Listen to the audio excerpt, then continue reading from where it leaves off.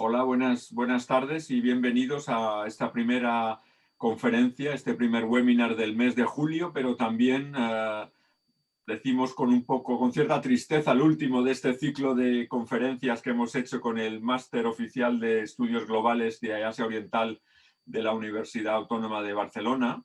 Y hoy vamos a hablar de Japón, vamos a hablar de la gobernanza global y de todas estas instituciones que empiezan a emerger para dar cierto sentido a esa transformación en la gobernanza global que estamos creando.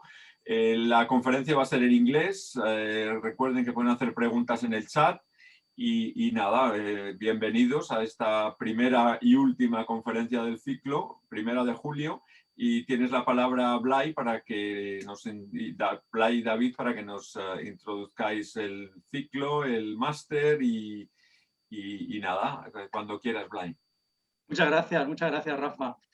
Well, thank you very much, Rafa. It's a pleasure to be in Casa Asia again, our second home in this lecture series on global East Asian studies. Thanks are due, as always, to Casa Asia for its support organizing, along with the MA in Global East Asian Studies and the Gaggle Research Group, both at the Universitat Autónoma de Barcelona, at the UAB, this lecture series. I welcome everyone to this session. Bienvenidos a todos y todas to this online seminar. It's great to see you here again in this space for knowledge and discussion on East Asia and its influence in the world.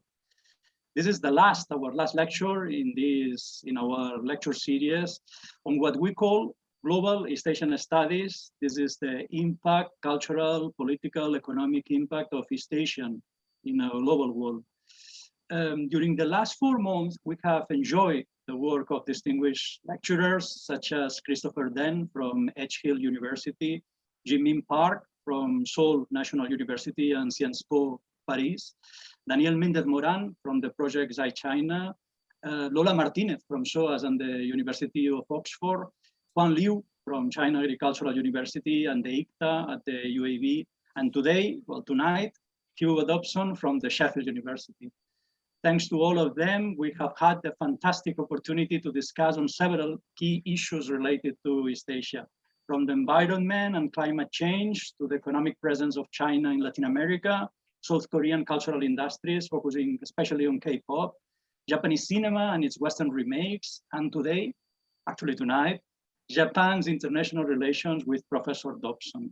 All these lectures have followed the main drivers of this new paradigm on global East Asian studies that we are developing from the research group Gaggle and our MA program at the Universitat Autónoma de Barcelona.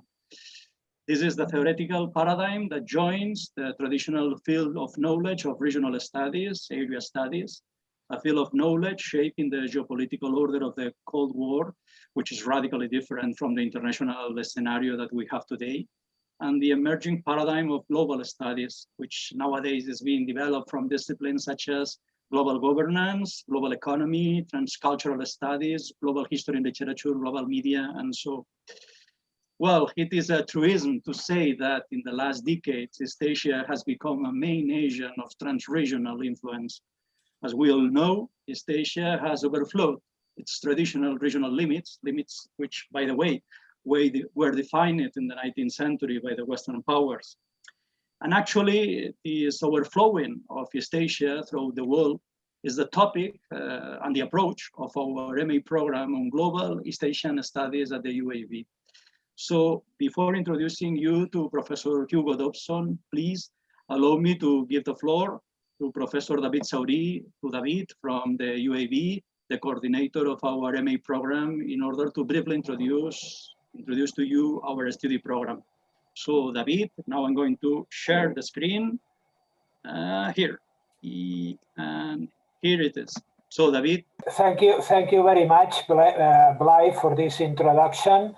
Hugo, if you excuse me, I will speak in Spanish regarding just a brief comment, a brief presentation of this MA.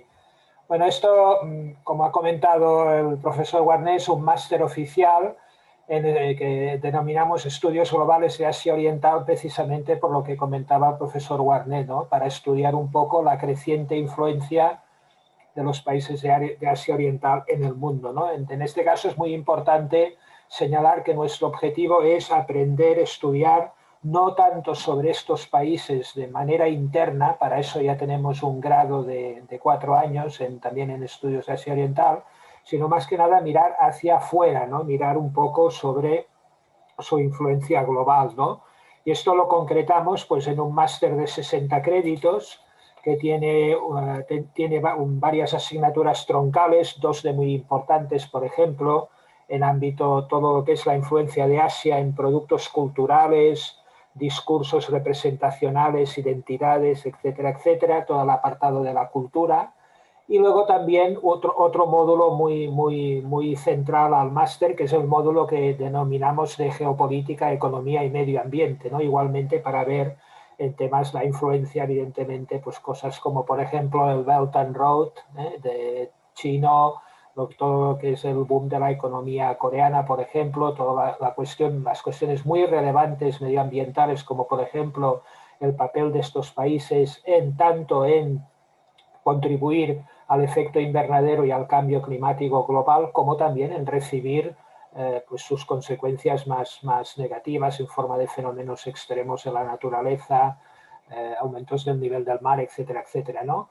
Estos 2 módulos se enseñan en el primer semestre y en el segundo semestre pasamos a ver otro módulo muy importante, que es un módulo de política y sociedad, En este sentido, es un módulo que ya hay una cierta tradición en estudios de posgrado de la Universidad Autónoma en estudiar cuestiones de política y sociedad en Asia Oriental. Luego tenemos también módulos optativos que no ofrecemos nosotros, sino que se ofrecen desde otros programas de máster, pero de temas muy relevantes, ¿no? Por ejemplo, temas de movilidad, de transporte, el tema del turismo, otro fenómeno evidentemente de alcance global muy importante, el tema de los medios de comunicación, que sería el tercero, ¿no? Y luego tenemos módulos más de trabajo más práctico, como el módulo de estudios de caso, que intenta, como dice el nombre, plasmar en ejercicios prácticos pues todo lo que hemos aprendido e intentado aprender en los módulos módulos más culturales, módulos de geopolítica o el módulo de política y sociedad. Y el máster finaliza con un trabajo de fin de máster de 15 créditos, que es un plan bastante ambicioso, que en parte se puede hacer como un ejercicio de investigación, pero también se puede hacer en el marco de colaboración con una serie de instituciones que este año ya hemos tenido la oportunidad de celebrar, pues como la propia Casa Asia, a la que siempre hemos agradecido porque ha acogido a muchos estudiantes nuestros que estaban interesados en hacer este trabajo de fin de máster dentro de el marco de Casa Asia, pero también el Instituto Sejong de Corea, el Instituto Confucio, por ejemplo, y otras entidades, ¿no? Entonces, pues esto es un poco la estructura, son 60 créditos, hay créditos optativos, pero generalmente la idea es esta, ¿no? Y bueno, este año hemos celebrado, justo estamos ahora terminando la primera edición y la semana que viene vamos a tener la oportunidad de presentar los primeros trabajos de fin de máster, ¿no? Y yo estoy con una gran curiosidad porque el primer trabajo quiero destacar que es sobre una cosa que yo no sabía en absoluto, que el profesor Warner conoce muy bien, que es sobre el fenómeno, Blay, corrígeme porque yo no sé japonés y no sé si lo pronunciaré bien, los yokai, ¿no? Los yokai. Exactamente.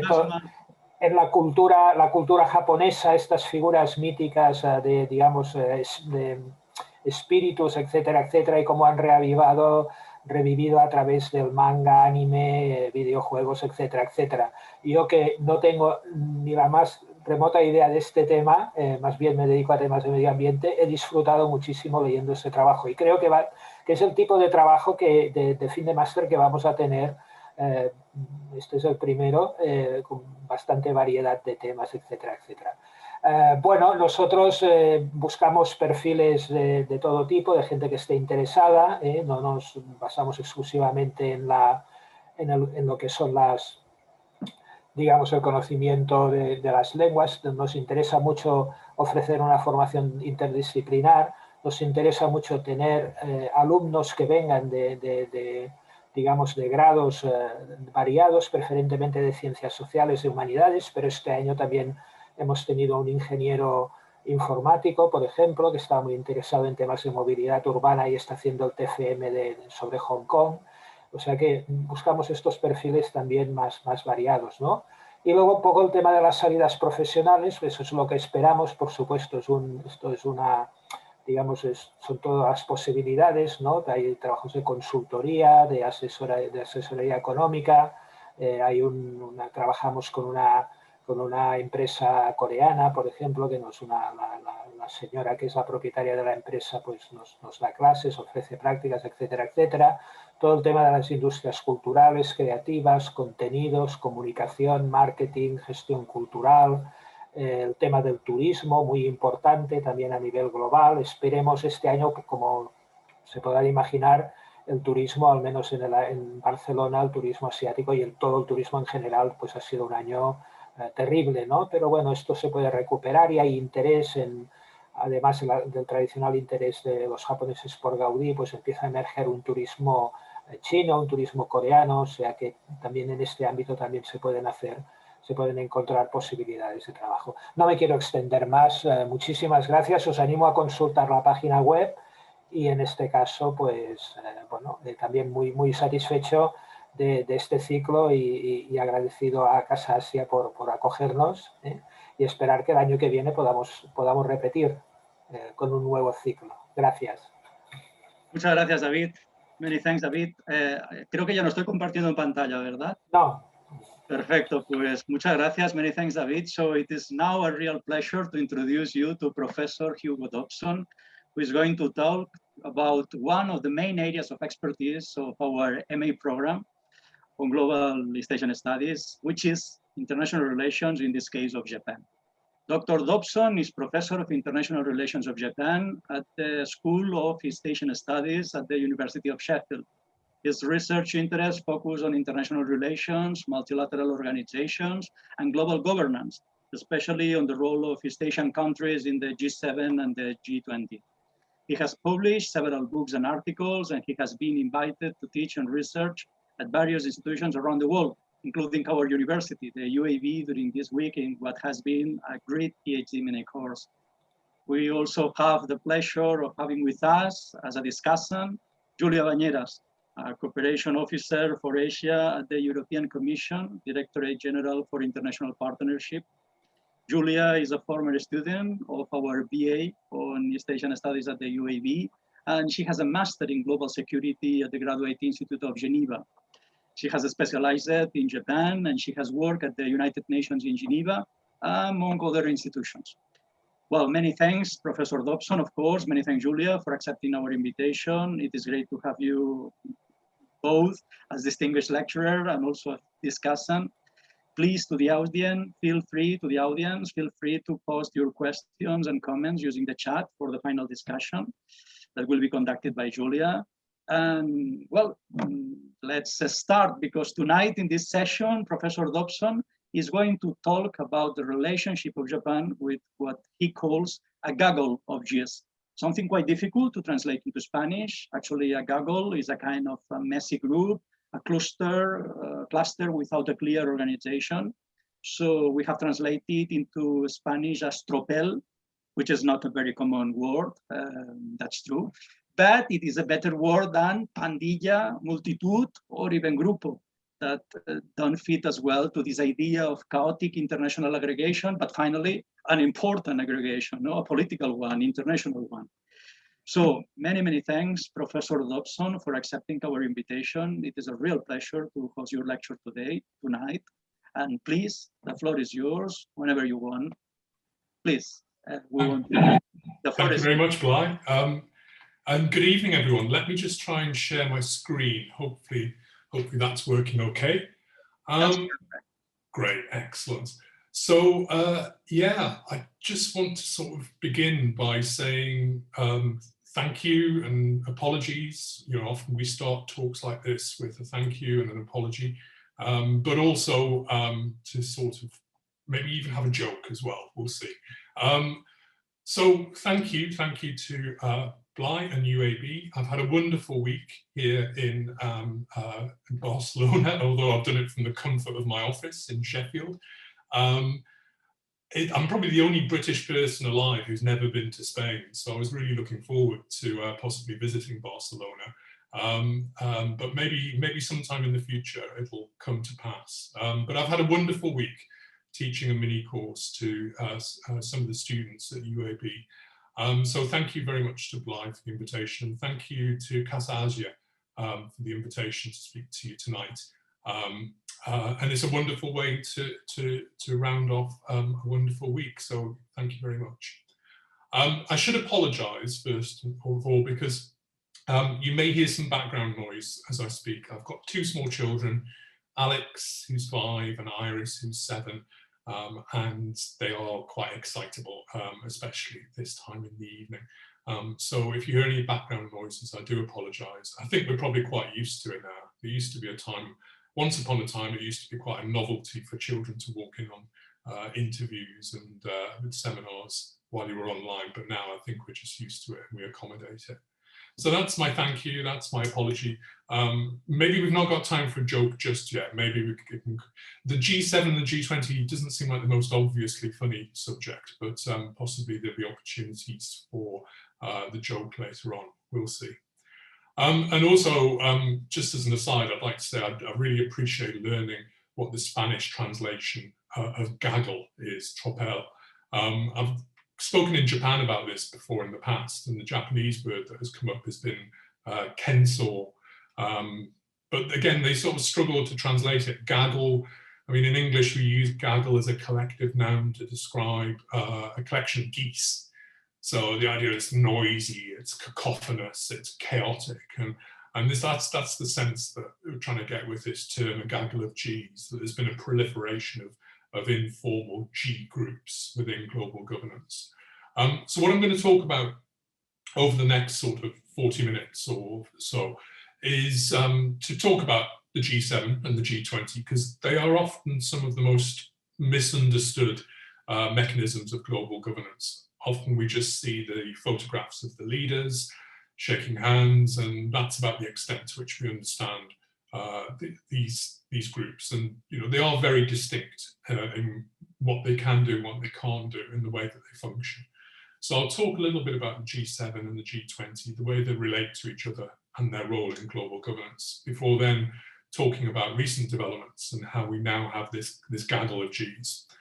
I've then quickly got a couple of proposals to make as regards the development of each of them, what the G7 should focus on and what might happen in the G20 in relation to Asia's role. But then I'll focus more on Japan's role and talk about how Japan has navigated this gaggle of Gs, this tricky situation. And the image that I've got here that sort of tries to capture that is of Prime Minister Abe at the G7 summit in Charlevoix in Canada in 2018. And I think, well, I've been talking about images a lot over the last week with the students at UAB and how we understand international relations through images. But this image became sort of quite notorious as demonstrating the standoff between Europe and Trump, with Japan there in the middle, trying to play some kind of bridging role possibly between the two. But we'll get to that in due course. So the G7, what do we understand by the G7? This is a slide that I always enjoy updating every year for my students, but this demonstrates the various summits and meetings that have taken place of this group. Originally a group of 6, but the numbers, as I'll talk about, have changed over time. If we go to the top left-hand corner, you can see the first meeting of what was at the time a group of 6. So it was the leaders of France, West Germany, Great Britain, Italy, the US, and Japan. And the whole idea, this meeting took place in the Chateau Rambouillet, outside of Paris, in November 1975, a 2-day meeting. And the idea behind it was that you needed to get the right leaders around the table. So the French president, Gs d'Estaing, and the German chancellor, Helmut Schmidt, who'd both been finance ministers of their countries, had found it useful to have informal meetings when they were finance ministers. There was a group called the Library Group that met, and they wanted to transfer this informal mechanism to the leaders level, to upgrade it from the ministerial meeting to the leaders level. So in the face of the economic crises of the 1970s, the oil shock and so on, they decided to call this meeting of leaders in Paris. And the whole intention of the meeting was that it was going to be this informal gathering. There was no set agenda.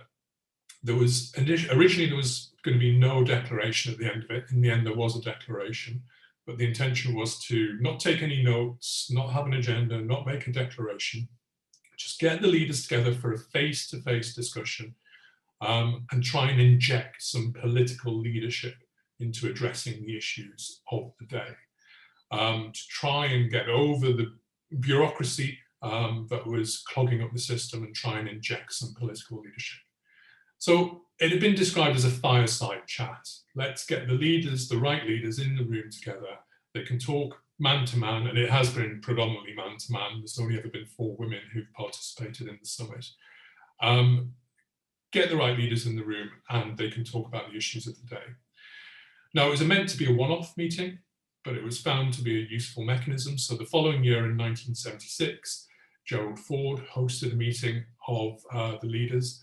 It was expanded the following year so that Canada was brought in. It was felt that it was balanced too heavily in favor of Europe, so Canada joined in 1976. The following year, and this happened organically, who would be hosting it? The rotation just developed organically, but the following year it was the London Summit in 1977. And at that summit, the European Union acquired representation at the summit table. It was felt that France, West Germany, Italy, and the UK were making decisions, sometimes which involved the whole of Europe. So the EU, as it was then the EEC, gained representation at the summit table. The summits continued thereafter on an annual basis. I've mentioned how the membership expanded, but also this continued into the post-Cold War period. So in the 1990s, there was a long protracted process by which Russia was initially invited as a guest early on in the 1990s, but by 1997 and 1998, it was included as the formal G8. However, Russia was suspended in 2014 as a result of its intervention, its annexation of Crimea and its intervention in Ukraine, and it remains suspended. It's not been expelled, it's been suspended. There is still a route back into a G8 if Russia is interested. To be honest, I don't think Russia is interested, but we're now back to a G7. And it met most recently, just the other day, in Cornwall with Boris Johnson, my esteemed Prime Minister, hosting the G7 leaders for their first face-to-face meeting for quite some time because of the pandemic. So that's how it's developed year by year since 1975 through to 2021. I've mentioned the expansion of its membership. It's also expanded in terms of its agenda.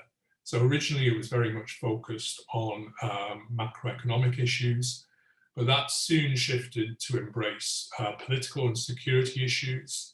By the end of the decade even, they were dealing with issues such as hijacking. During the 1980s, the Second Cold War kicked in and this became a focus of discussion. So the agenda was flexible. The agenda was basically whatever the leaders wanted to be on the agenda. And this could change at the last minute as well. There have been times when an event has happened on the eve of the summit, often, for example, North Korea testing missiles, or the death of Kim Il-sung, for example, that has found its way onto the summit agenda as a last minute addition. So the idea is it's informal, it's flexible. Leaders meet because they want to meet. They can shape the agenda to include what they want to, from economic issues originally to political and security issues, then through, the first decade of the current millennium, that it started to deal much more with issues such as aid for Africa, debt relief, climate change. And it's changed in terms of structures as well. It's originally just leaders, but they have also expanded into ministerial meetings. So G7 foreign ministers will now meet and talk about the situation in Hong Kong, for example. And they've expanded their outreach activities as well into civil society groups who are brought into the discussion ahead of the Summit of Leaders. So it's evolved over time, but at the heart of it, it's that getting the right people round the table to talk about the issues of the day in an informal way to try and reach some consensus amongst these leaders. The Cornwall Summit was generally seen to have been a bit of a success. I think this is particularly after the events of last year and the pandemic, but also during the American presidency of the G20 last year, we didn't actually have a physical summit. There was a very brief online discussion between the leaders, but there was no actual summit. And in fact, during the 4 years that Trump was president, there was a very sort of half-hearted commitment towards the G7 from the US. And it felt at times like it was a G6+1. But now, as a result of Cornwall and the Biden administration, we get the feeling that these countries are more united than they ever have been. There was talk about creating a D10, a democracy of 10, by inviting South Korea, South Africa, and Australia, and in fact also India. So it was a D11 was the mooted number to the summit.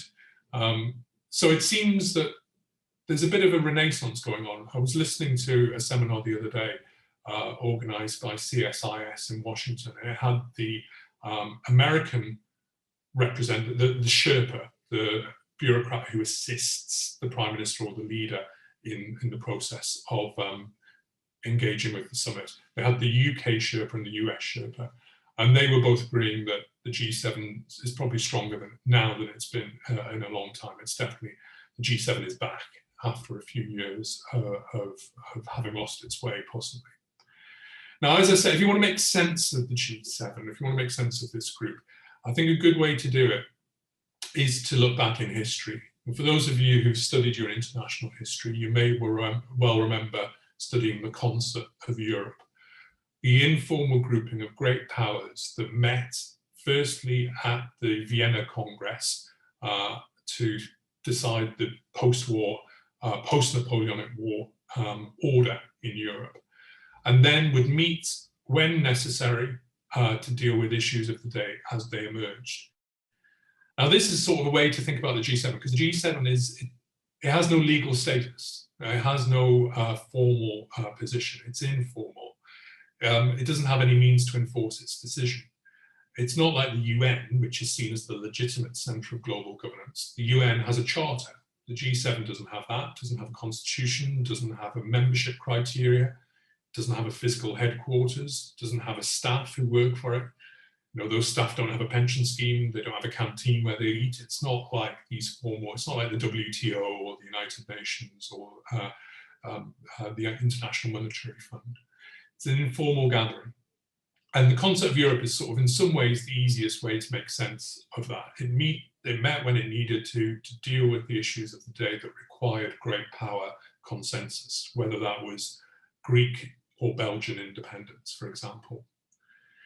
Now, I mention this as well because, you know, success has many parents, and not only is it Giscard d'Estaing and Helmut Schmidt who sort of claim the responsibility for having created the original G7.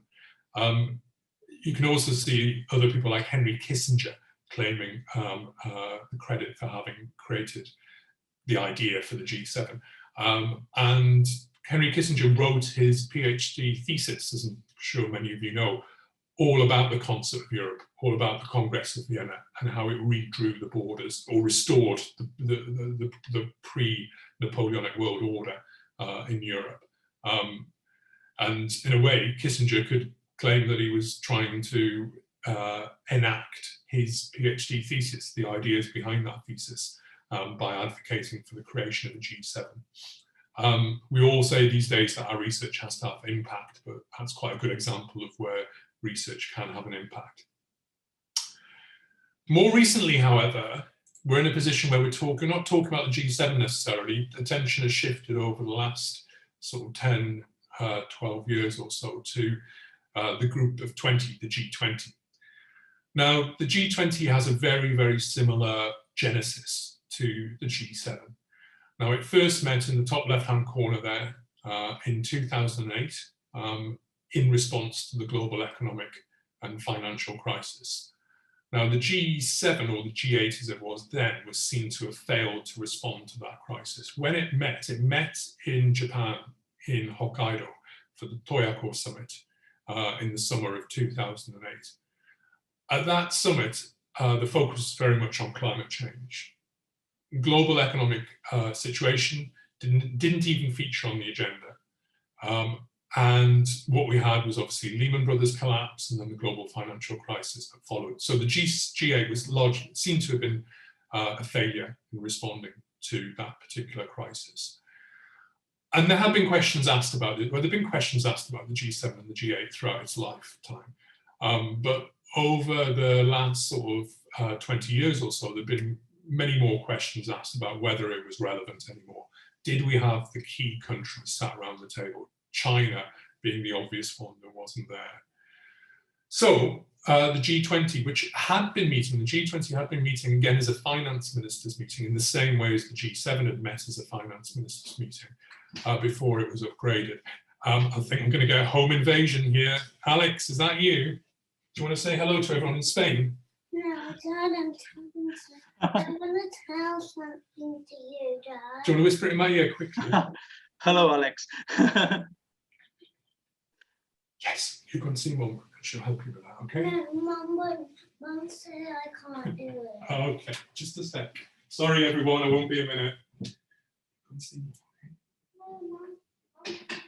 Hello, we can take these minutes to say, hola Julia, muchas gracias por haber aceptado formar parte hoy de este gathering intelectual para hacer de discussion durante, bueno, después durante el turno de las preguntas y de la discusión. Y bueno, simplemente esto, veo que ya regresa el ponente, así que many thanks. I'm so sorry about that. No problem at all. Don't worry. Don't worry. This is the new normal, right? This is what happens. I just was saying thanks to Julia for joining us also as discussant. So thank you, Julia, and well, let's listen now the speaker. Thank you. Thanks, everyone, and thanks for your patience and understanding. The basic narrative was that G7, G8 had failed in response to the crisis, and the G20 was necessary. It was bringing the right countries around the table, so they upgraded it from the ministers level to the leaders level. You had the G7 included, but you also had BRICS countries: Brazil, Russia, India, China, South Africa. You had the middle powers, the MICTA countries: Mexico, Indonesia, South Korea, Turkey, and Australia. You also had Argentina included, Saudi Arabia, and the European Union, who have representation in the G7, G8, were also in the G20. So it was a sort of similar kind of evolution. Also, the nature of the G20 is similar, with a focus on informality. It has no legal right to exist. It exists because the leaders want it to, and it was seen to be a useful mechanism in coordinating the global response to the financial crisis. So it worked very well as a crisis committee. And it met twice a year initially, in 2009 and 2010. As the crisis abated, it met on an annual basis. And there have been questions around its relevance and its direction now that the crisis is over. Once you create one of these groups, it's very difficult to uncreate it, if you want to use that made-up word. But the general narrative is that the G20 is seen to be the relevant organization now. And you can see this just in terms of the statistics. So the G7 represents 10% of the world population. The G20 represents 2/3 of the world's population. The G7 represents 40% of global GDP, whereas the G20 represents 85% of global GDP. So in 2009, at the Pittsburgh summit, the G20 declared itself to be the premier forum for international economic cooperation. And that has been the generally accepted narrative. This year, we're going to see Italy hosting the G20 later in the year, in October, I think, if memory serves. And we'll see what happens. We'll see what happens there. And I think the pandemic would be the obvious issue in building back better. Since then, as I say, it has gone through a similar, well, it's got a similar genesis to the G7, and it's gone through a similar sort of development more recently. Its role and agenda have evolved. It's expanded to include security. At the Antalya summit in Turkey, there was discussion on the sidelines about the situation in Syria, for example. It started to talk about climate change. That was an issue at the G20 in Hamburg in 2017.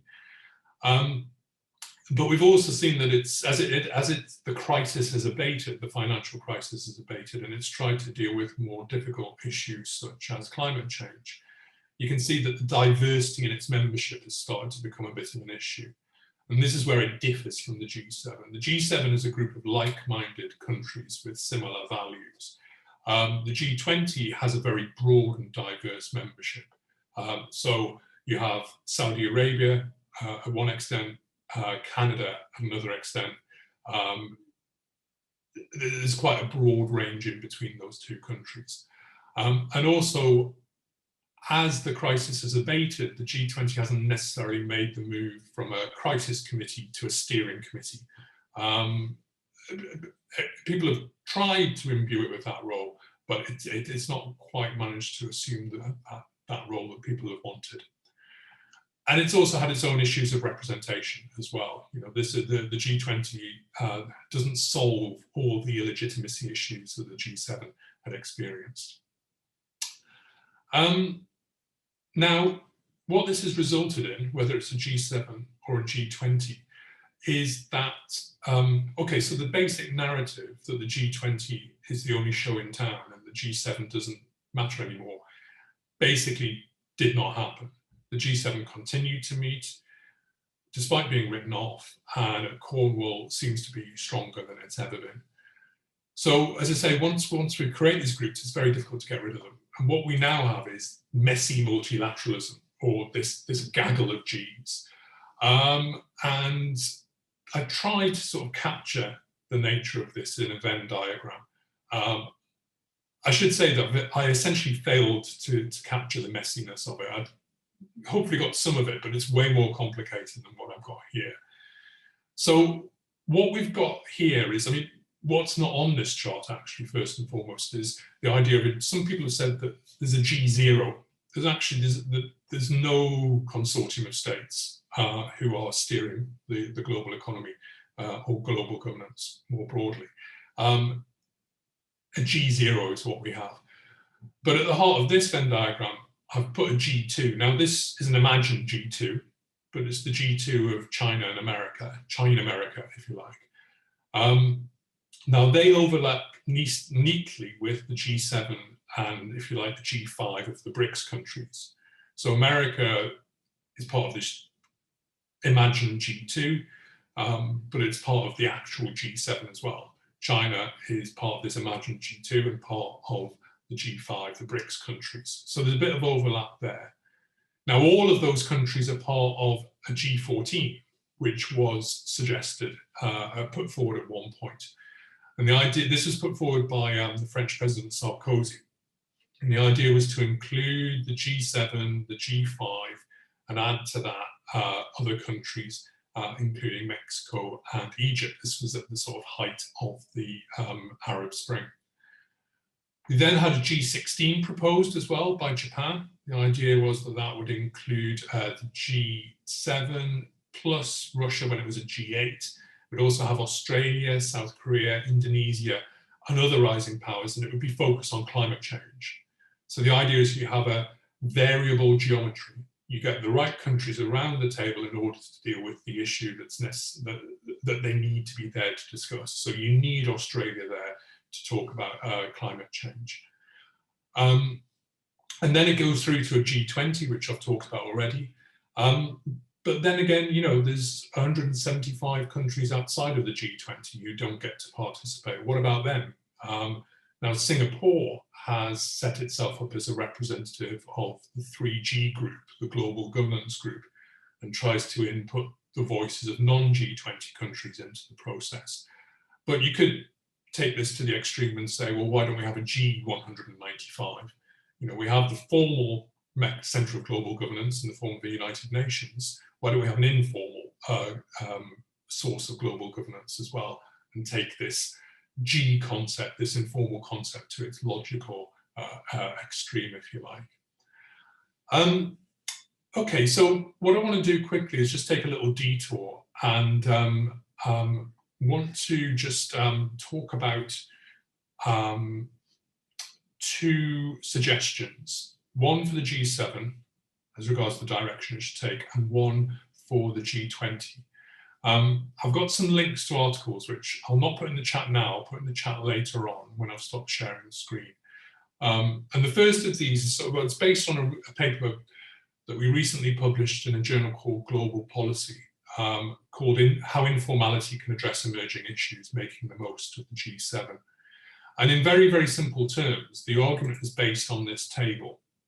And what we tried to do in the article was basically plot various organizations on the basis of formality and diversity.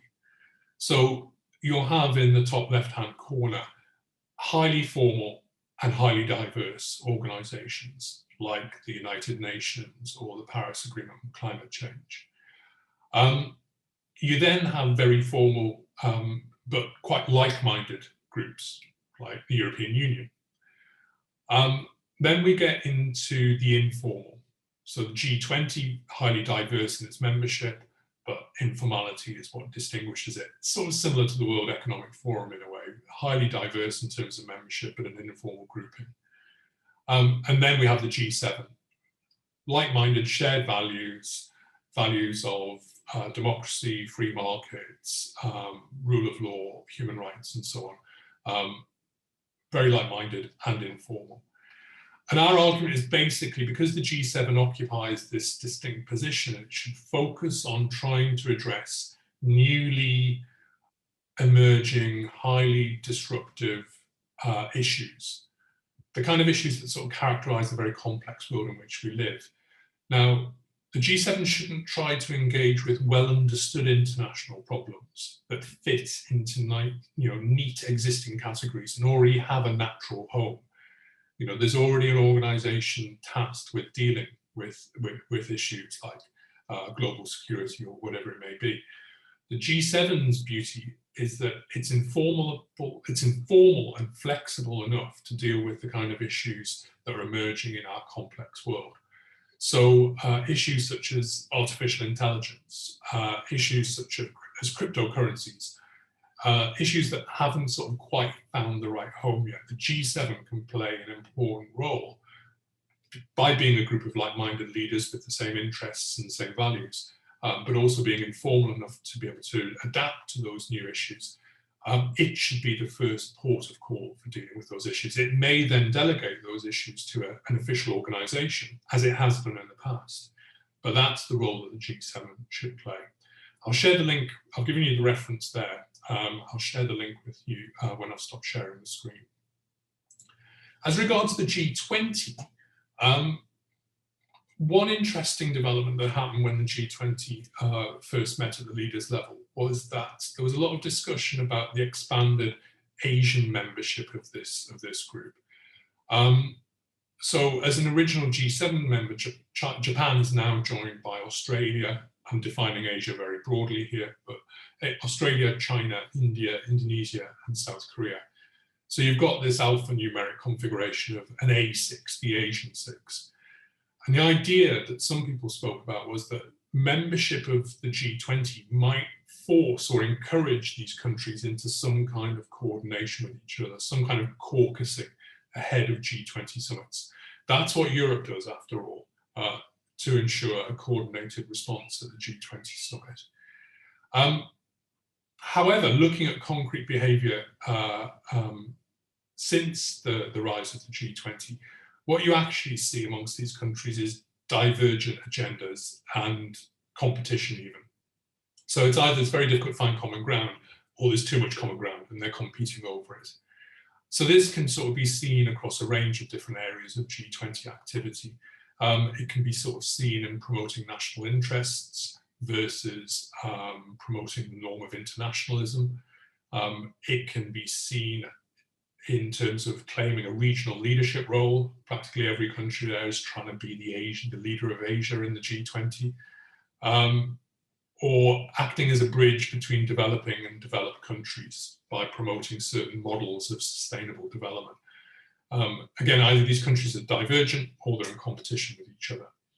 And again, I've got a paper there which I'll share with you there, which is talking about the G20 as a possible engine of Asian regionalism, that I wrote for the German think tank, Giga, a number of years ago.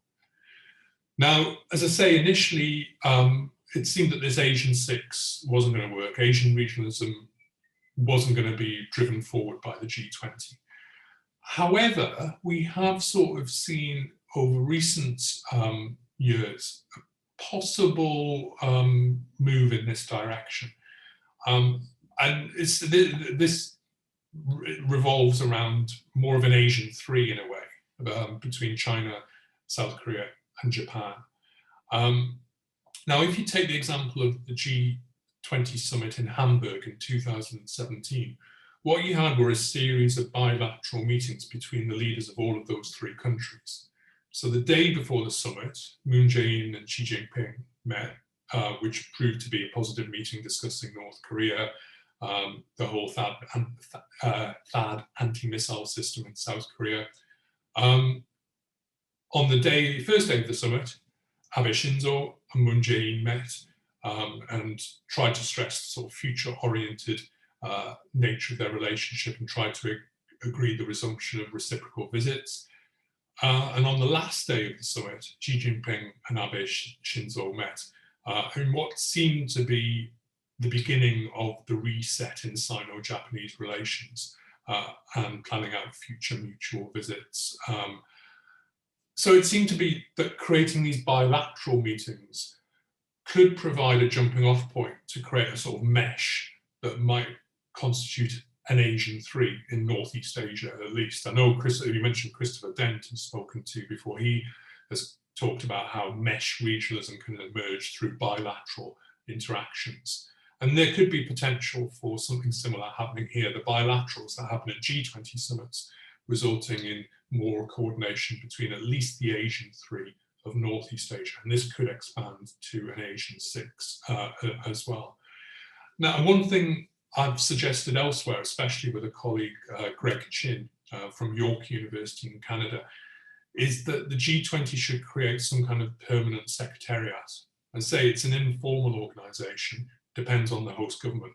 But if it had some kind of secretariat who could ensure consistency between summits, locating that in Asia, possibly using an organization like the Trilateral Cooperation Secretariat, the TCS, that would maybe give a bit greater stimulus to regional cooperation between at least the three countries of Northeast Asia. So in the time I've got left, what I'd like to talk about is Japan's response to this whole gaggle of G, and how successfully has Japan navigated this sort of difficult terrain. Now, Japan's response to this has been, it's been based on national interest, certainly. We can cite examples where Japan does go to the G7 and G20 summit purely trying to promote national interest. But there are a number of norms as well which have shaped Japan's behavior.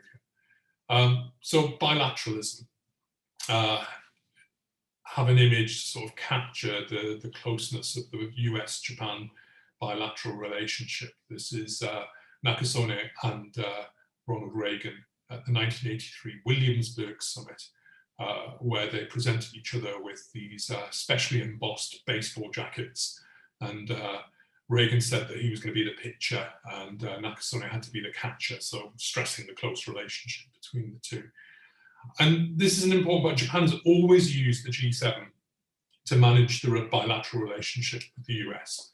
I mean, one sort of high-profile example of this was Barack Obama's final G7 summit in 2016, which took place in Hiroshima, but as soon as it finished, Barack Obama was flown to Hiroshima and became the first incumbent US president to visit the Peace Garden at Hiroshima, a hugely symbolic event. But Japan has made the most of G7 summits to meet with the US president in the bilaterals, or to use the summit more broadly as an opportunity to reinforce the relationship. That hasn't changed with the Gaggle of Gs, with the rise in the role of the G20. Japan is still trying to do this, especially Abe's role as sort of chief Trump whisperer. He tried to get as close to Trump at the summits as he could, as close as possible. The other role that Japan has applied to itself is the representative of Asia. Asianism has informed Japan's role within the G7. It was Asia's only representative, the only non-Western member, and this cartoon, which you might be able to make out the slogan there, but this comes from a Japanese newspaper at the time of the 1998 G8 summit in Birmingham in the UK. And you have all the leaders gathered around the microphone trying to decide on the declaration. You've got the UK host, Prime Minister Blair, looking on at Prime Minister Hashimoto, who's desperately trying to plug the G8 microphone into the plug hole of various Asian issues. Now, you've only got 2 prongs to that plug, but you've got 3 holes because there's so many Asian issues. Can all of those issues be included in the G8 declaration? Now, this is quite a nice visualization that captures the way in which Japan has tried to ensure that Asian issues, like the 1997 Asian financial crisis, gets attention at the G7 and G8 summit. And if Japan wasn't there, often these issues just would fall by the wayside. Now, with the upgrade of the G7 to a G20, to be honest, Japan has struggled to play that role as Asia's representative because of the inclusion of other Asian countries, and also as a result of it failing to secure the role of host of the G20. So South Korea was the first Asian country to host a G20 in 2010. And then in 2016, Japan lost out to China, who hosted the Hangzhou summit. It was 2019 when Japan got to host its first G20 summit in Osaka. So that Asian role, that defining role for Japan has been difficult to transplant to the G20.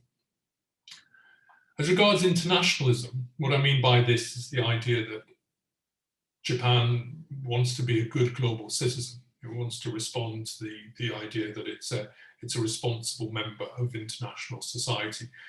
And one good indication of this in the G7 is the G7 research group in Toronto ranks all the summits, gives them grades.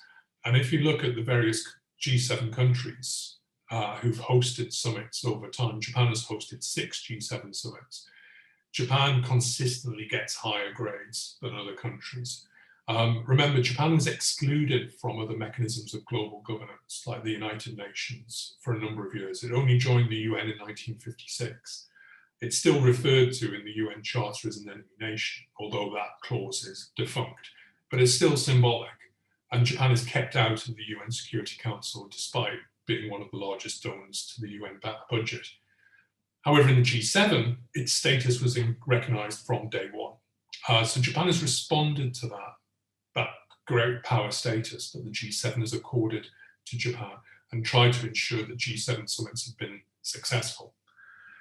Now, Japan was put in a bit of a difficult situation with the upgrade to the G20.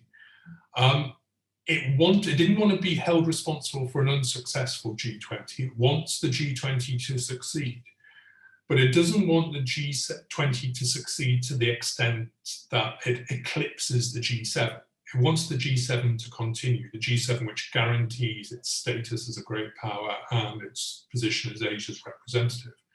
So Japan initially, from 2008, I would say through to the time that Prime Minister Abe returned to power in 2012, was in a bit of a difficult situation. It found itself hampered by this contradiction. It wants to be a good global citizen, but it doesn't want the G20 to succeed too much so that it eclipses the G7. Now, more recently, I've mentioned an Abe doctrine. And a number of people have written about, myself included, have written about the idea that there's an Abe doctrine, which now replaces the Yoshida doctrine. So the Yoshida doctrine shaped Japan's post-war foreign policy. It was a doctrine that stressed reliance on the US for Japan's security needs, while Japan focused on being an economic animal and recovering from defeat in the war and regaining its great power status. Now, the Yoshida doctrine, that foreign policy doctrine, was only ever meant to be temporary, but it became sort of pathologized within Japanese foreign policy and led to the sort of reactive state that we've seen in the post-Cold War period. The Abe doctrine, some people have suggested, is a much more sort of dynamic direction for Japan's foreign policy. And there are 4 elements to it. So on the one hand, it's trying to stop Japan's decline. It's trying to secure Japan's great power status. That's the objective of the Abe doctrine. Second, following on from that, in order to achieve that, Japan needs to get rid of certain shackles, certain barriers that have stopped Japan from playing a proactive role in the world. The Constitution and Article 9 would be the obvious ones that have hampered Japan in playing this proactive role in the world. Also part of this, and this is partly down to Abe's personality and his own belief system, historical revisionism has been an element of the Abe doctrine. Revisiting certain historical issues to promote a less apologetic, a less sort of self-flagellizing view of Japan's history. Abe has tried to stress the idea that the history is in the past and Japan is different now and we should just move on. And the fourth element of the Abe doctrine, and I think this is probably one of the most important elements, but it often gets ignored, is Abenomics, an economically strong Japan. The thing is, Japan can't secure its great power status or do all the other things it wants to do in terms of making a proactive contribution to peace if its economy isn't strong. So Abenomics has been a key element of that. Now, under Abe, what this meant was that you had a much more sort of strategic and coherent approach to global governance. It might be based around a rather sort of narrow interests of the Abe doctrine, a rather realist doctrine, and it's certainly at the expense of internationalism to a degree.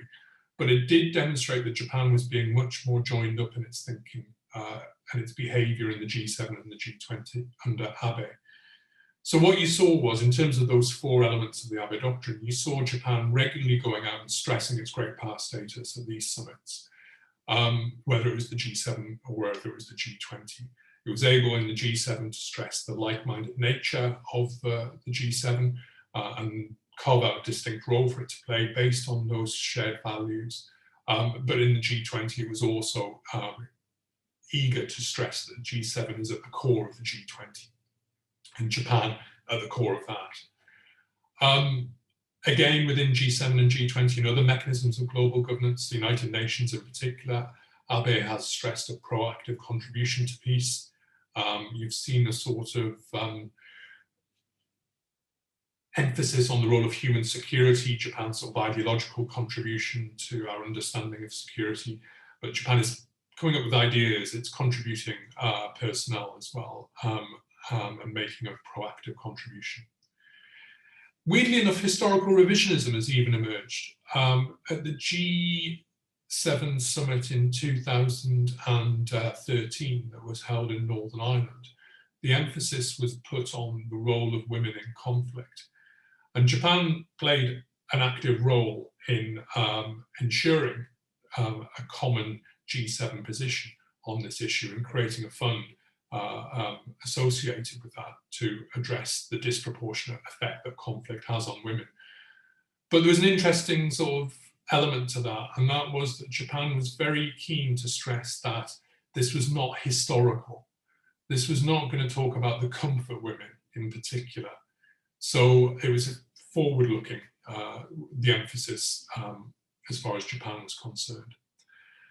And in terms of the Osaka summit in 2019, you saw Japan firmly converted to the idea of the G20 having a distinct role to play, and Japan able to sort of balance out its roles between the two. It was able to be a proactive leader within the G20, moving forward with its own agenda, particularly on the free flow of data, but still maintain a key role for the G7. Now, this is all played out over a turbulent time in Japanese politics. So that era of confusion when the G20 was created in 2008 coincided with the time that the LDP left power and Democratic Party of Japan took over from 2009 to 2012. So maybe it wasn't completely, it's not completely difficult to understand why Japan sort of responded quite badly to this challenge when the DPJ were very much finding their feet in that early period. But then you have consistency from 2012 onwards in terms of the Abe doctrine starting to appear in Japan's response to global governance and the Gaggle of Gs at the expense of internationalism. But now you sort of see a greater commitment since the G20 in Osaka in 2019. But one key question which could undermine all that is what's going to happen in a post-Abe world. What to expect of Suga, who, you know, we've now come up to about a year of Prime Minister Suga. He's participated in a virtual G20 summit in Riyadh. Very difficult to get a sense of what kind of summit participant he would be because, you know, this was not a physical summit.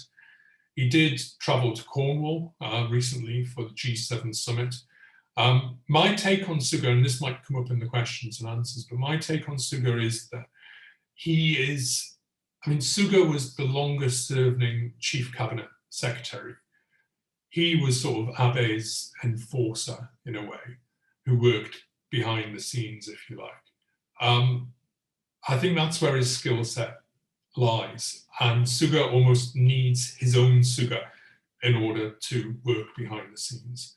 And I think that we're also going to see a possible period of turbulence. Suga has 2 elections coming up, one for the leadership of the LDP, and then there'll be an election, a nationwide election later in the year. So it might well be that we see a return to the revolving door of Japanese prime ministers that we saw between Koizumi and Abe. And that will inevitably impact on Japan's role within these summits as well. If we don't know who's turning up to the summit, we'll never know. And it reminds me of a comment, and this is where I'll end, it reminds me of a comment from the Brazilian president, who, the G20, who in a press conference had forgotten the name of the Japanese prime minister. And his reaction was very much just to say, hey, look, you meet one guy in the morning, you meet another guy in the evening. And that's the revolving door of Japanese politics. So thanks very much for listening to me. I've got my contact details there, webpage, email, Twitter, Facebook. You've got no excuse for not getting in touch with me. So thank you very much for listening. Thank you very much, Hugo, for this thoughtful lecture. It was great. And now I want to say thanks again to Julia for joining us. Julia Bañeras is our discussant. So Julia, the floor is yours. Well, everybody can post her questions in our chat. So let's start the discussion. Thank you. Thank you, Blai. Thank you very much, Professor Dobson, for this in-depth look to Japan's engagement with the Gaggle Gs and its complexities. And thank you, Blai, again for the invitation. It's very nice to be back and even see some familiar names among the attendees. So please feel free to drop any question you have. Professor Dobson's presentation was great and it went into very interesting details, but please feel free to drop in more general questions if you feel like it could be interesting. Thank you. For me, one of the interesting points of your presentation, Professor, is that it's always very refreshing to look at the mechanisms through which a container can shape its content and not be considered just as a mere vessel, this time with symmetry. as you said, the Gs are very poorly understood. And I have the feeling that this kind of messy or blurry nature is one of the ways in which their same nature shapes how the results produced are perceived. And here, well, this is something that makes many questions pop in my head, but I would like to address it from the point of view of the media and the role they play in creating this container. As you have given a course on Japan's role in the world through images in the last days, I would like, if possible, to show an image now to introduce my first question. I don't know if I can share it quickly.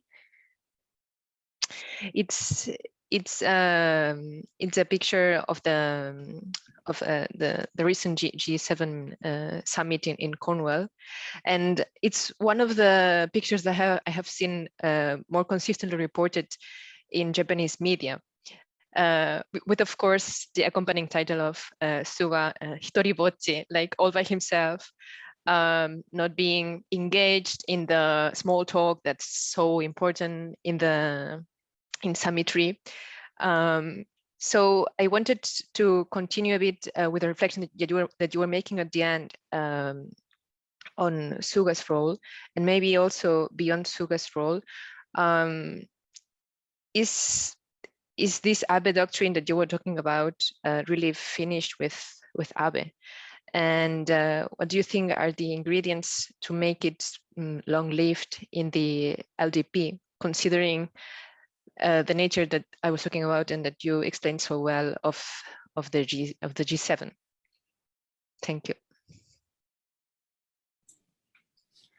That's great, Julia. Thank you ever so much. I think you've hit on a really, really interesting aspect there, and that's the way we understand these summits through the media, the way the media presents it. And so I've been fortunate enough to work in the media center at a lot of these summits since 2008 and the Toyako summits in Japan. Lucky enough to write for the journal Global Policy. And it's fascinating to sort of see what's going on within the media at these summits. It's periods of either boredom or mass excitement. I think it was Orson Welles who said, you only ever feel two emotions when flying in a plane, boredom or terror.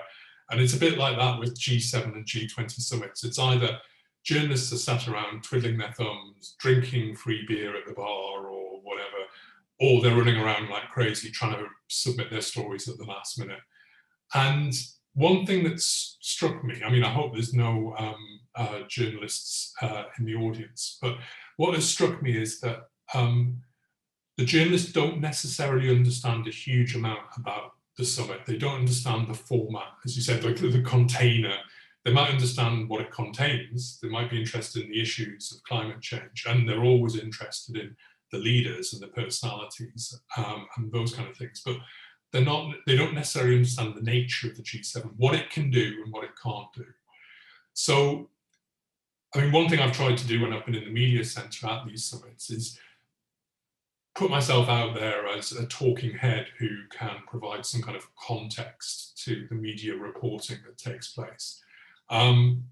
Because otherwise it just gets presented as, so the G7 is either a pointless exercise, you know, it's either a waste of time, or it's an evil capitalist plot that controls the world. Now, it's not going to, it can't be both of those things. It's probably going to be somewhere in the middle, and trying to get across the sense of what it can do. Don't expect big, huge changes to come out of G7, G8 summits. Sometimes that will happen. Sometimes if the leaders are galvanized enough, there will be a big breakthrough. So, you know, the 2005 G8 summit in Gleneagles got a lot of attention. There was the Live Aid concert in London. There was a huge focus on what they could deliver in terms of Africa. And they did make some high-profile commitments there.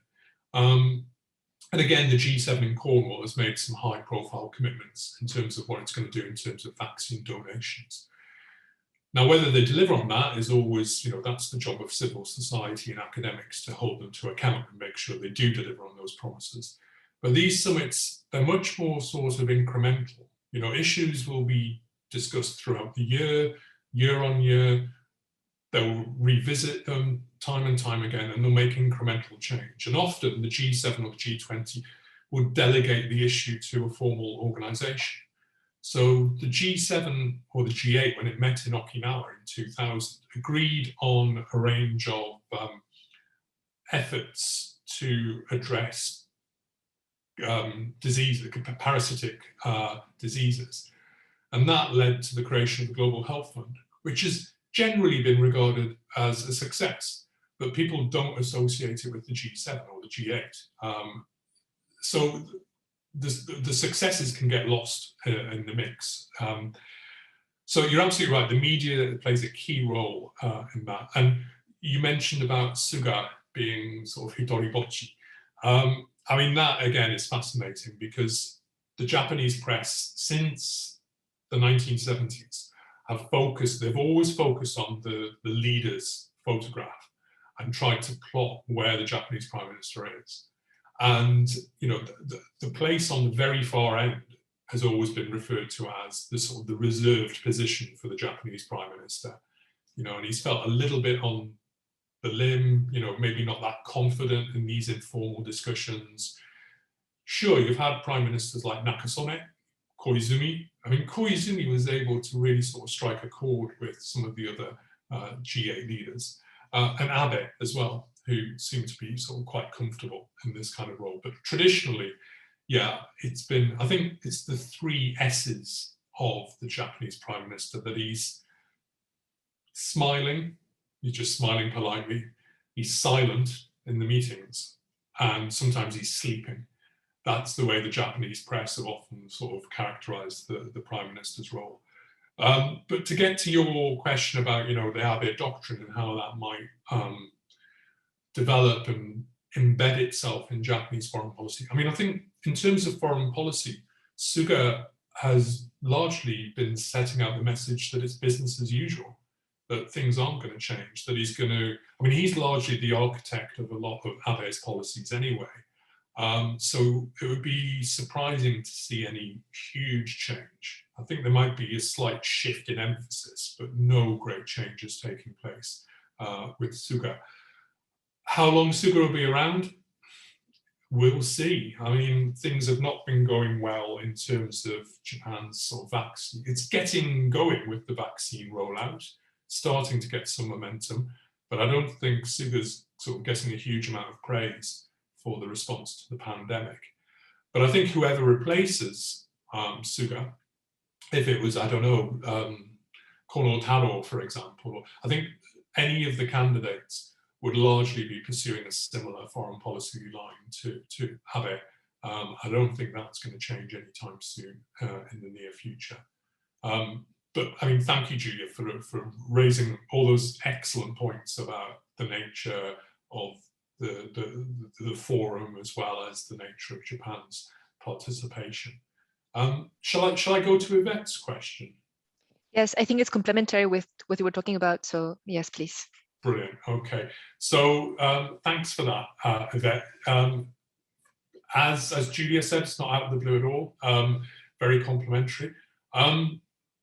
Yeah, so I mean, the thing about the G7 and the G8 and the G20 is that they don't have any means to enforce their decisions. So yeah, I mean, I think what they're doing is trying to exercise some kind of soft power.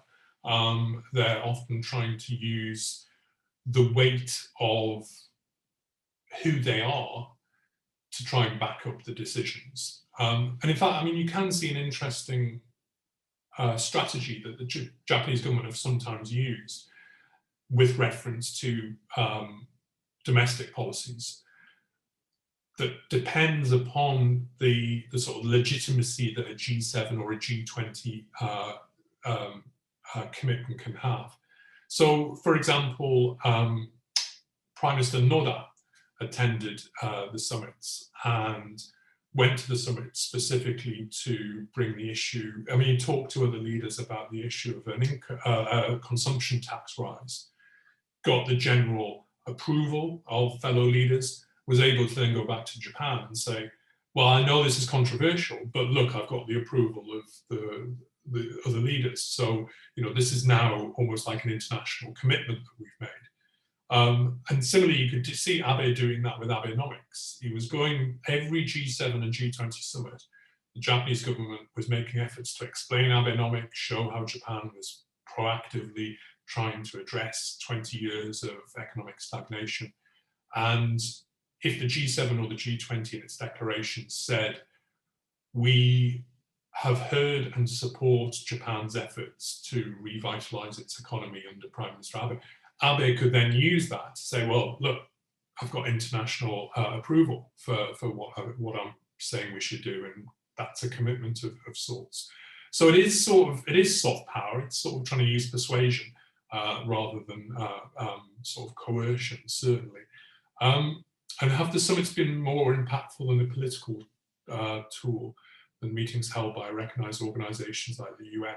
I think it's very difficult to compare the two, because I mean the UN is the recognized, legitimate, legal center of global governance, and you know the G7 and G20 are not in competition. They don't want to be in competition with the United Nations. I think there was, when the G20 emerged in 2008, there were in UN circles a bit of concern that this seemed to be some kind of sort of rival, an informal rival to the UN.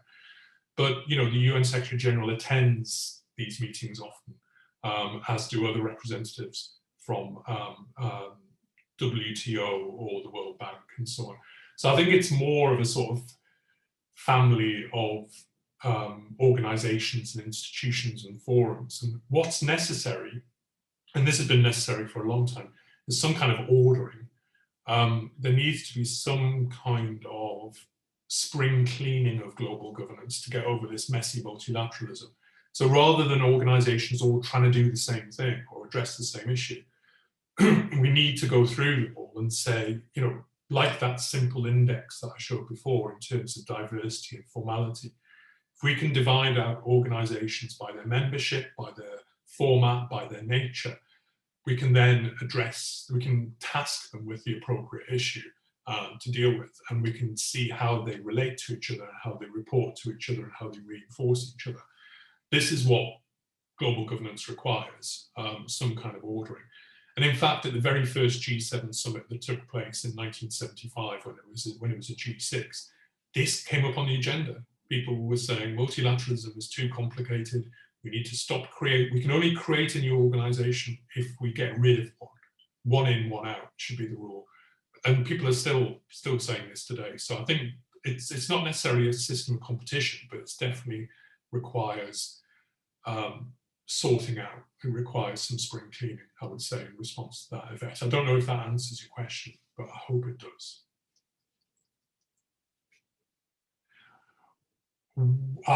Fabulous. What I'm going to do in the chat as well, I'm just going to share a couple of links. These are to the articles I mentioned in my presentation. The first one is from Global Policy and is talking about how the G7 can make the most of its informality. And the other one is from the Giga working paper, which is about the role of the Asian Six within the G20. Forgive the shameless self-promotion. I hope you find them useful in some way. No, please. Thank you so much. My second question is a bit related to the Asian Six, but I would like to pinpoint a new Gaggling member. It's the Quad. So it's the quadrilateral talks by Australia, India, Japan, and the US on Indo-Pacific security. As you all can probably deduce, this is directly looking at China. And if I understand it correctly, I have read that it is Abe's brainchild. And but anyway, this is the new toy of Indo-Pacific security pundits. And I would like to ask you how it plays into the trilateral negotiations that they were talking about between China, Korea, and Japan, and the bilateral negotiations between these countries, which I believe are key and vital, especially seeing the hawkish drift in the West against China.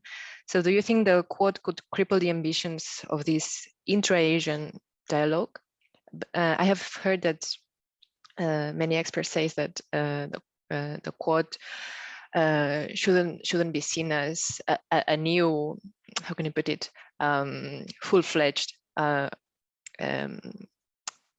type of G, let's call it like that, as the others, and it has much less power than it seems. But I would like to have to hear your opinion on it. Thank you. That's a great question, Julia. Really, really relevant. I mean, the Quad is sort of, it's a bit of a unexpected success on the part of Abe. I don't think anyone sort of really necessarily expected him to pull off the creation of this informal grouping. I mean, it's a mechanism by which Japan can play a more proactive role in security issues. It brings together, you know, the shared values amongst these sort of key partners. And it's a natural extension of what Japan has been doing for some time. It's, you know, once upon a time it was talked about bilateralism plus, that was the term that was used, that you had the core or bilateral relationship, and Japan was trying to diversify beyond the core relationship with the US by building relationships, security relationships with Australia, with India. So it's a natural sort of extension, and I think sort of maybe it's not that controversial because it's maybe not that surprising. It's been sort of in gestation for quite some time. But I think it's going to depend very much on what's going on alongside it. So, you know, if the discussions can take place alongside a more meaningful trilateral discussion between the countries of Northeast Asia, then I think, you know, both can sit quite nicely together. I think it's the issue of emphasis, isn't it? It's where are you going to put most of your effort? And if Japan sort of, I mean, my feeling is that Japan sort of usually tends to walk that fine line quite successfully. I think Koizumi, for example, was really adept at avoiding, you know, the relationship with America was always based around the idea of the tension between entrapment and abandonment. You don't want to get so close to America that you get entrapped in its wars, but equally, you don't want to sort of be so independent of America or such a poor ally that you get abandoned. But Koizumi was able to sort of walk that line quite carefully. And I think it's going to come down to the skill of, you know, it's going to be the political leadership that's injected into this. Can you walk that fine line between continuing, you know, the reset in Sino-Japanese relations was definitely a good development, and Abe was quite skilled in pushing that forward.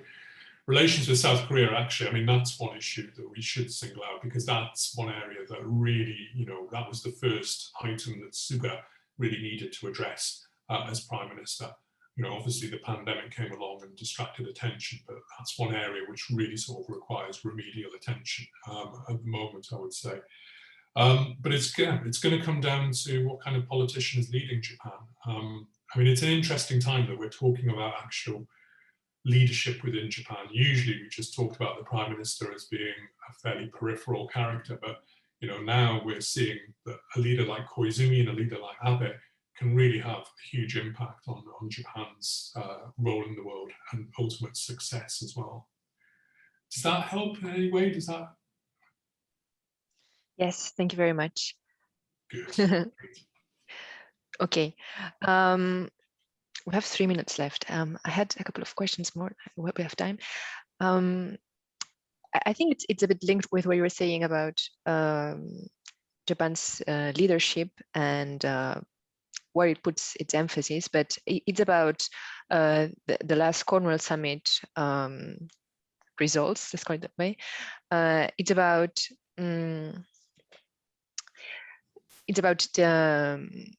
the press release by the members of the G7 after the Cornwall Summit regarding forced labor.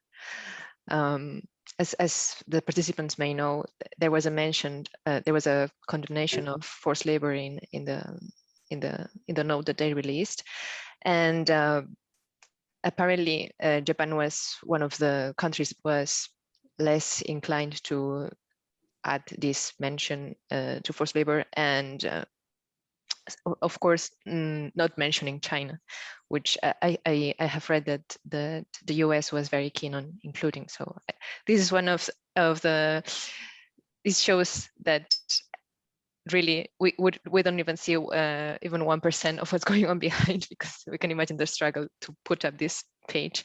But my question is, how does this ambivalent position of Japan towards China compared to the US play with Japan's increased interest in the G20 that you were mentioning? As you said, and I have seen it with my own eyes, Japan is always valued as a like-minded partner by Western powers, including the European Union. So I was wondering, how can they play this ambivalent card in an international stage where Biden is going more and more, well, not more and more, but at least more hawkish than initially expected, and the EU is getting increasingly to that side. So thank you. Yeah, I mean, I think Japan has a history of playing this kind of bridging role. And I think, you know, if we look back to a similar situation with Tiananmen Square in 1989, we had a similar situation where the West was very keen to introduce sanctions through G7 discussions, to really sort of come down harshly on China and to, you know, be very critical. And Japan sort of managed to play that in-between role, that sort of role of liaising and softening the Western approach in a way. So Japan does have sort of quite a track record of ensuring that sort of China isn't singled out by its fellow G7 members. If it can carry on doing that, I mean, back in Tiananmen Square, it's really down to the sort of skill of the Ministry of Foreign Affairs bureaucrats. I'm sure they're still very skilled in doing this kind of thing. I mean, partly comes back to my point about political leadership being hugely important as well. But I would expect Japan, I mean, over recent years, even under Abe, Japan was very, it would be critical of China, but it would always do it in a very veiled way. You know, it would always sort of make allusion to the values that bring the G7 together. And, you know, when it was talking about the rule of law in the South China Sea, this was always very, very critical of China, but it would sort of do it in a sort of slightly veiled way. Or it would almost use Russia as that, you know, you can be critical of Russia and that would be a gateway to then be critical of China. You can see these kind of sort of techniques that Japan would adopt within G7 communications. So I would expect more of the same balancing on the part of Japan. I was just thinking, looking at the time, at the beginning I promised you a joke about the G7 and the G8, didn't I? And maybe that would be a sort of way to to wrap up. Shall I go for it? Yes, please. Okay, so the G7 and the G8 aren't necessarily the most amusing subjects in the world, but there are some amusing things which have happened at summits. And I'm going to take you back to 1998 and the Birmingham G8 summit. And there was an event that happened at a concert. There was a concert held in the evening for the world, for the G8 leaders. And one band decided to play the Beatles, All You Need Is Love. Now, I'm sure everybody knows that song. And if you think about it, how does the song begin? It begins da -da -da -da -da -da -da, with the French national anthem. Now, upon hearing this, Jacques Chirac, all the leaders were sat in a line. Jacques Chirac stood up, saluted, you know, La Patrie, and all the other leaders around him. And this sort of symbolizes the whole point of the G8. They all got up, so Jacques didn't look ridiculous, and all the leaders stood up around him. And then suddenly the song kicks in that it's actually All You Need Is Love by the Beatles. And they all start doing dad dancing and doing a rather embarrassing dance when they realize it's the Beatles. But it was a great moment. You can actually, I think you can find it on YouTube.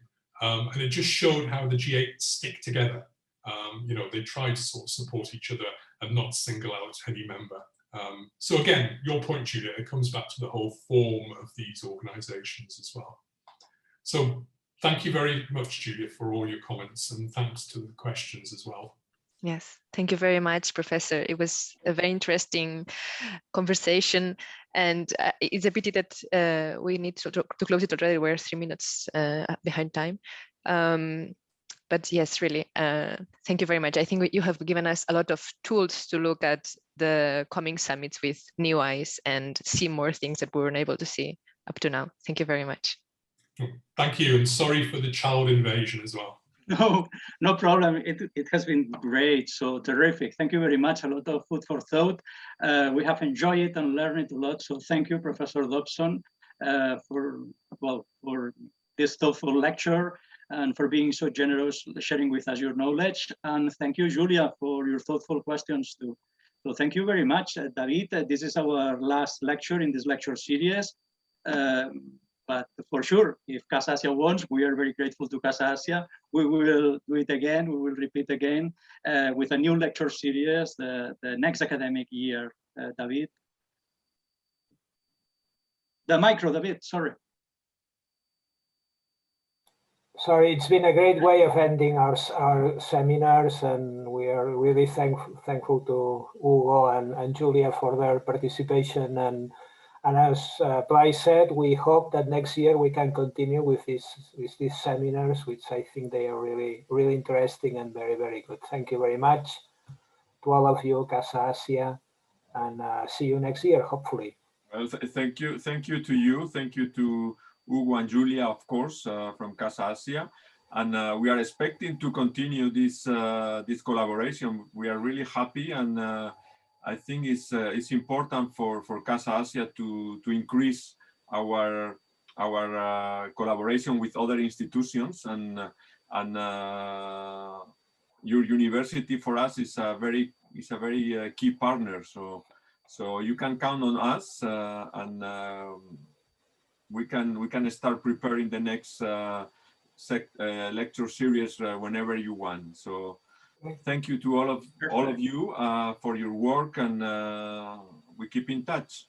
Okay, good, excellent. Thank you so much. So thank you very much, everyone. Thank you to the audience, and thanks for your comments. So thank you. Thanks, Hugo, Julia. Thank you very much. Thank you. Keep in touch, guys. Thank you. Thanks, guys. Take care. Thank you so much. Bye. Bye.